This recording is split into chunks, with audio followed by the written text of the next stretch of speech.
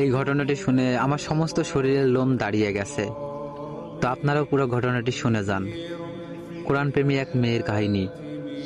একটা মেয়ে ছিল, সে পবিত্র কোরআন পড়তে খুব ভালোবাসতো। সময় পেলেই কোরআন তেলাওয়াত করত। তার ব্যাগে সবসময় ছোট একটা কোরআন থাকতো। গাড়িতে বসেও সে কোরআন পড়তো।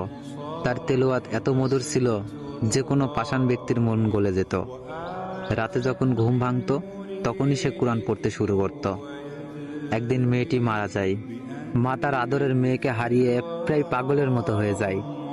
একদিন রাতে মা তার মেয়ের স্বপ্ন দেখে ঘুম ভেঙে যায়। হঠাৎ তার মা তার মেয়ের রুম থেকে কান্নার আওয়াজ শুনতে পায়। তিনি ভয়ে সেই দিন ওই ঘরে যাননি। পরের দিন সকালে তার বাবাকে জানান, কিন্তু সে বিশ্বাস করে না।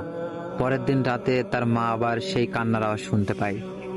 তারপর তার বাবাকে বলে, বাবাও শুনে সেও ভয় পেয়ে যায়।